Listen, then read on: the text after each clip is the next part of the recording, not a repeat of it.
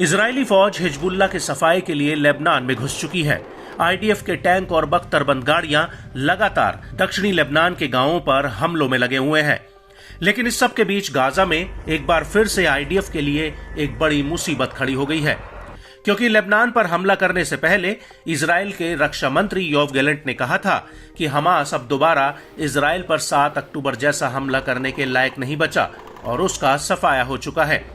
लेकिन ऐसा लगता है कि गाजा के भीतर हमास एक बार फिर से उठ खड़ा हुआ है और उसने आईडीएफ के ऊपर भीषण हमले शुरू कर दिए।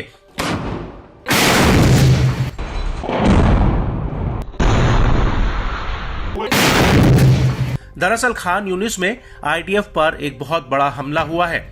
यहां पर अल कासिम ब्रिगेड के लड़ाकों ने आईडीएफ के कई सैन्य वाहनों को उड़ा दिया। यह पूरा मामला पूर्वी रफा के अल फाखरी इलाके का बताया जा रहा है। हमास का कहना है कि उसने यह हमला हिजबुल्लाह प्रमुख हसन नसरल्लाह की मौत का बदला लेने के लिए किया है। हमास के मुताबिक वो आईडीएफ से नसरल्लाह की मौत का बदला हर हाल में लेकर रहेंगे। आपको बता दें कि हमास ने अल फाखरी अटैक का एक वीडियो भी जारी किया है, जिसमें साफ दिख रहा है कि दूर खाली जमीन पर आईडीएफ के कुछ टैंक और सैन्य वाहन नजर आ रहे हैं, जिन पर अल कासिम ब्रिगेड के लड़ाके पहले तो घात लगाकर इन्हें चिन्हित करते हैं और उसके बाद हमास के कुछ लड़ाके जमीन में खुदी सुरंगों से बाहर आकर दूर खड़े आईडीएफ के वाहनों पर रॉकेट लॉन्चर से ताबड़तोड़ हमले कर देते हैं।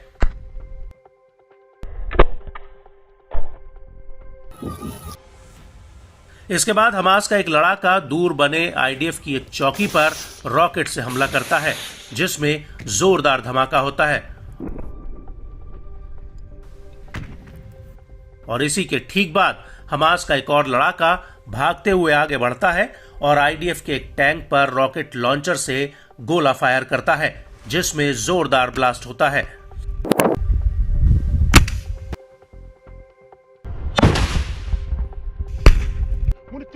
और इस हमले के बाद हमास का लड़ाका वहां से भाग निकलने में कामयाब होता है और फिर इसके कुछ ही देर बाद अल कासिम का एक लड़ाका घर में छिपकर सामने से आ रहे आईडीएफ बुलडोजर और टैंक पर घात लगाकर उस पर रॉकेट फायर करता है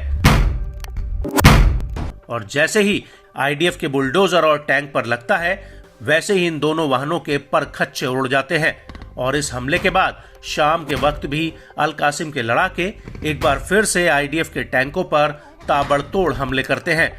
अल कासिम के वीडियो में साफ दिख रहा है कि हमास का एक लड़ाका आईडीएफ के टैंकों पर ताबड़तोड़ रॉकेट बरसा रहा है और इन टैंकों में से एक के बाद एक धमाके होने लगते हैं।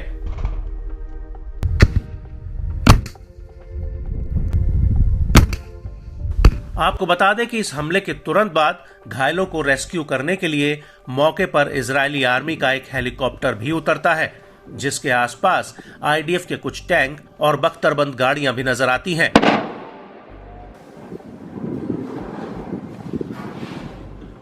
बड़ी बात यह है कि इस हमले के अलावा अल कासिम ब्रिगेड ने गाजा के भीतर आईडीएफ पर एक और बड़ा हमला किया है। दरअसल हमास की सैन्य शाखा अल कासिम ब्रिगेड ने एक वीडियो जारी करके अल तनौरा में आईडीएफ पर हुए हमले का सबूत दिया है। अल कासिम के वीडियो में साफ दिख रहा है कि सामने आईडीएफ का एक टैंक है और उसके ऊपर आईडीएफ का जवान चढ़ा हुआ है और टैंक से कुछ ही दूरी पर एक बख्तरबंद वाहन भी है और इसी दौरान अल कासिम का लड़ाका उस टैंक पर रॉकेट फायर कर देता है, जिसमें जोरदार ब्लास्ट होता है। और इस अटैक के बाद एक और आईडीएफ टैंक के ऊपर अल कासिम का लड़ाका रॉकेट फायर करता है और इस टैंक में भी जबरदस्त ब्लास्ट होता है। और इस हमले के बाद एक लड़ाका हरियाली के बीच छिपकर सामने खड़े आईडीएफ के टैंक और बुलडोजर पर रॉकेट लॉन्चर से हमला करता है, जिसकी वजह से इन दोनों वाहनों में बहुत बड़ा विस्फोट होता है और चारों तरफ सिर्फ धुएं का गुबार नजर आता है।